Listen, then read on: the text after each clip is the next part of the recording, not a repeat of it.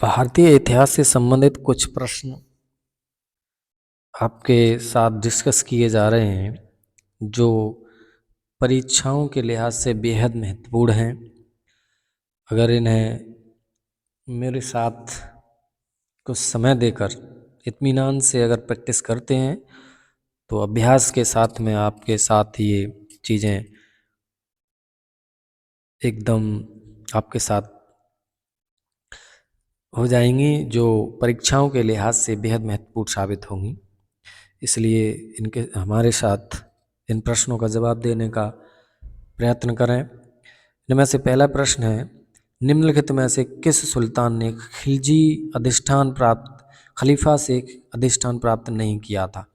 तो इसमें नहीं शब्द को बेहद गौर से ध्यान रखना है। ये चीज़ का जवाब देते समय प्रश्न को पूरा पढ़ना चाहिए पहली बात तो, और थोड़ा इवोल्यूशन क्वेश्चन को करना चाहिए कि ये नहीं है, ये नहीं है, मतलब उसका ये निकाल लेना चाहिए कि पहले प्रश्न के इसमें से ये नहीं हो सकता। और ऑप्शन भी सभी पढ़ने चाहिए। अधिष्ठान यानी खलीफा से अनुमति प्राप्त नहीं की थी, तो इसमें मात्र मुबारक शाह खिलजी है जिसने स्वयं को ही खलीफा की पदवी धारण की। यानी फिरोज तुगलक था, मोहम्मद तुगलक भी था, इसने कई बार, और सिकंदर लोदी भी हुआ करता था। तो इस तरह से खलीफा से एकमात्र ऐसा व्यक्ति था जिसने नहीं प्राप्त की थी, तो वह था मुबारक शाह खिलजी। नेक्स्ट क्वेश्चन है, कौन सा अधिकारी अलाउद्दीन खिलजी की बाजार नियंत्रण से नीति से संबंधित नहीं था? देखो फिर से यहीं सामने आ गया एक फिर तो सहनाई मंडी, दीवान रियासत, सराय अदल, मुशर्रफ ममालिक। इसमें से सहनाई मंडी हुआ करता था, दीवान रियासत भी था और सराय अदल। यानी दीवान रियासत के तहत ये दोनों ही हुआ करते थे। ये सराय अदल एक बाज़ार था जो बदायूं में हुआ करता था, बदायूं के गेट पर, और मुशर्रफ ममालिक जो हुआ करता था उसे महालेखाकार बोलते थे। इस तरह से इसमें जो आंसर है वो ये वाला हो जाएगा, नहीं था। नेक्स्ट क्वेश्चन है, सुल्तान का नाम बताइए जिसने तुर्कान चहलगानी एक संगठन हुआ करता था तुर्की अमीरों का, जो तुर्की गुलामों का एक संगठन हुआ करता था जिसका महत्वपूर्ण योगदान था शासन व्यवस्था में। तो उसमें इल्तुतमिश एक ऐसा व्यक्ति था जिसने इसको स्थापित तो किया था, लेकिन बलबन ऐसा व्यक्ति था जिसने इसको समाप्त कर दिया था, क्योंकि वो इसकी ताकत को जानता था और वो खुद भी इस दल में शामिल हुआ करता था पहले, लेकिन बाद में धीमे धीमे वह एक सुल्तान के पद तक पहुंचा। तो इसमें से जो आंसर हो जाएगा, चहलगानी का गठन किया वो इल्तुतमिश हुआ करता था आंसर। नेक्स्ट क्वेश्चन है, निम्नलिखित में से कौन सी इमारत अलाउद्दीन खिलजी द्वारा नहीं बनवाई गई थी? फिर से नहीं वाला शब्द, तो इसमें अल्लाही दरवाज़ा उसने बनवाई थी, सीरी का किला उसने बनवाया, हजार सुतून का बनवाया, यानी कि मोट की मस्जिद उसके द्वारा नहीं बनवाई गई थी। इस तरह से ये आंसर हो जाएगा हमारा मोट की मस्जिद। नेक्स्ट क्वेश्चन है, निम्नलिखित में से किनके मध्य बेसिन की संधि हुई थी? तो बेसिन की संधि अंग्रेज और सिंधिया, अंग्रेज और होलकर, अंग्रेज और पेशवा, यानी कि अंग्रेज और पेशवा के मध्य, बाजीराव द्वितीय के मध्य ये वसीन की संधि हुई थी। नेक्स्ट क्वेश्चन है, किस ब्रिटिश सेनापति ने हैदर अली को पोर्टो नोवो के युद्ध में पराजित किया था? तो पोर्टो नोवो के युद्ध में सर आयरकूट ऐसा व्यक्ति था जिसने उसको पराजित किया था। नेक्स्ट क्वेश्चन है, कौन सा ब्रिटिश गवर्नर जनरल सहायक संधि प्रथा से संबंधित था? अब तो एक व्यक्ति अकेला है जिसने सहायक संधि को इजाद किया था, तो लॉर्ड वेलेस्ली हुआ करता था। नेक्स्ट क्वेश्चन, रैयतवाड़ी भूमि व्यवस्था का प्रवर्तक कौन था? तो रैयतवाड़ी भूमि व्यवस्था का जो प्रवर्तक था उसमें जेम्स मिल नहीं था, एरिक स्टॉप्स नहीं था, जॉन मेलकम नहीं था, यानी कि टॉमस मुनरो हुआ करता था और रीड। इन लोगों ने इसकी व्यवस्था की और इस तरह से इनको भारत के क्षेत्र में स्थापित किया, और यह कुल व्यवस्था राजस्व व्यवस्था का 51% हुआ करता था, जिनमें से महलवाड़ी 31% हुआ, 30% हुआ करती थी, और हॉल्ट मैगजीन ने स्थापित की थी, और जो स्थायी बंदोबस्त हुआ करता था वो 19% भारत के क्षेत्रफल में फैला हुआ था। नेक्स्ट क्वेश्चन, संविधान सभा के स्थायी अध्यक्ष कौन थे? यानी स्थायी अध्यक्ष तो राजेंद्र प्रसाद थे, और अस्थायी अध्यक्ष जिन्हें बनाया गया था वो आप बताएंगे कौन था?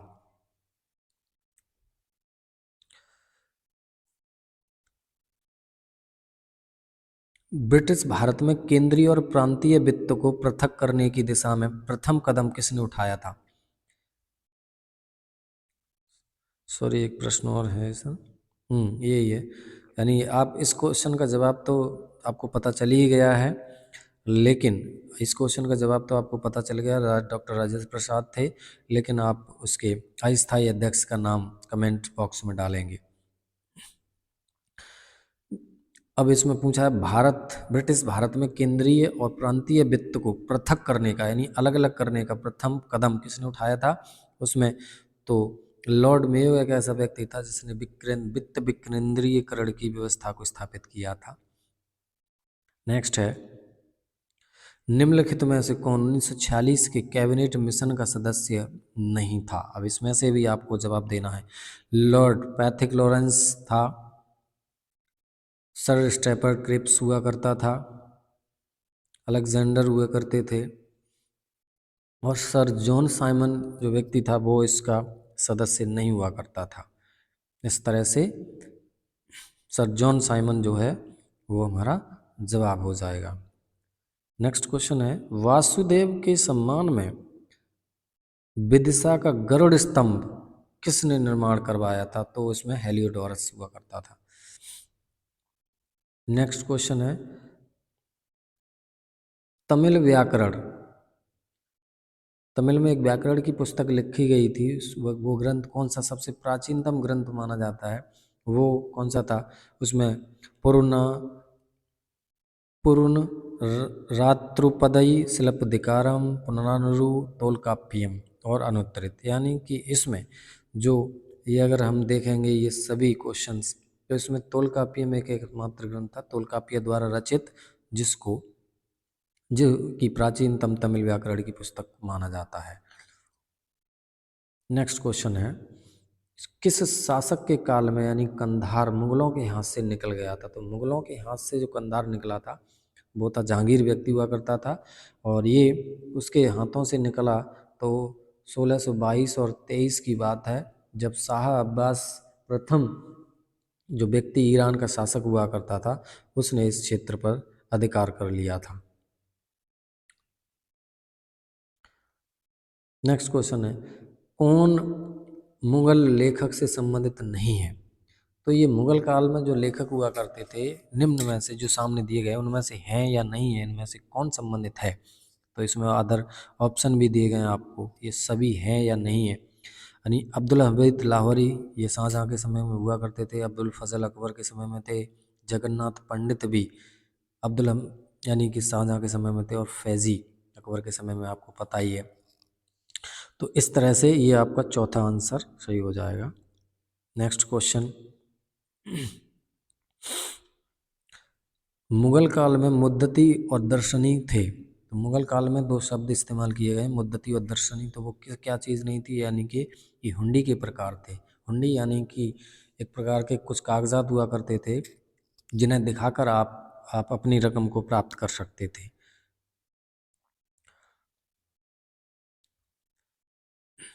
नेक्स्ट क्वेश्चन है, कौन सा भवन फतेहपुर सीकरी में अवस्थित नहीं है?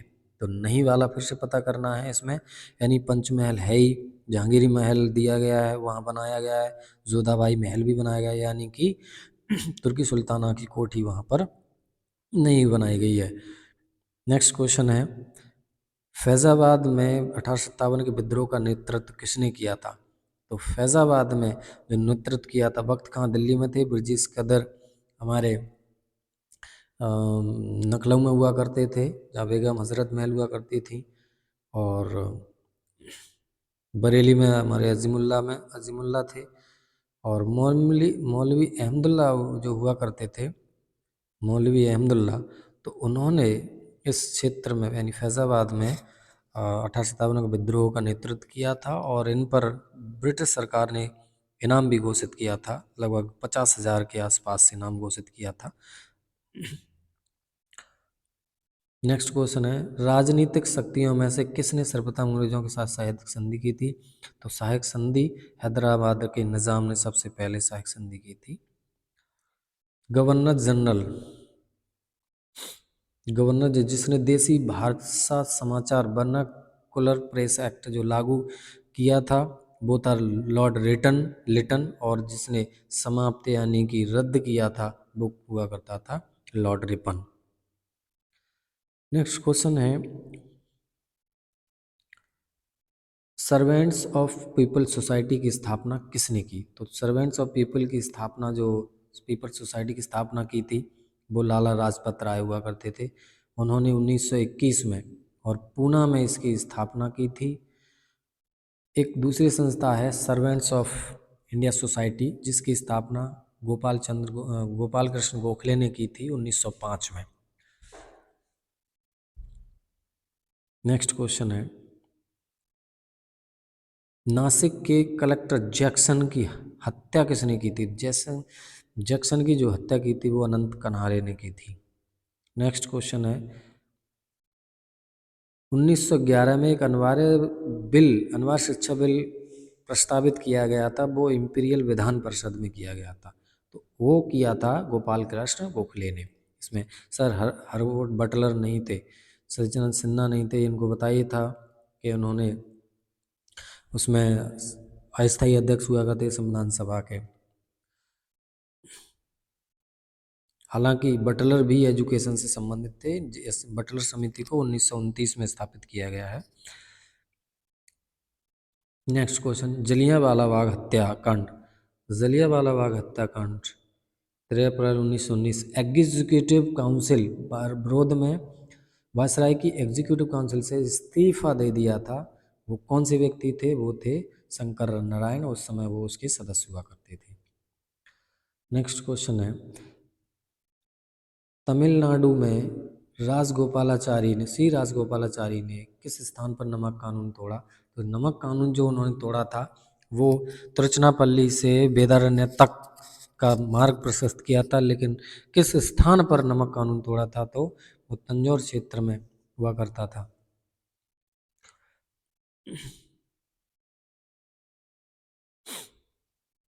निम्नलिखित में से किस स्वतंत्रता सेनानी ने अल हिलाल नामक समाचार पत्र शुरू किया था? तो मौलाना आज़ाद हुआ करते थे, जिन्होंने कॉमरेड एक पत्र का भी और संपादन किया था। नेक्स्ट क्वेश्चन है, निम्न में से किसने भीमबेटका के शैल चित्रों यानी रॉक पेंटिंग का अध्ययन नहीं किया? तो रॉक पेंटिंग में बीएस बाकरकर तो मेन व्यक्ति हुआ करते थे जिन्होंने इसको खोजा था।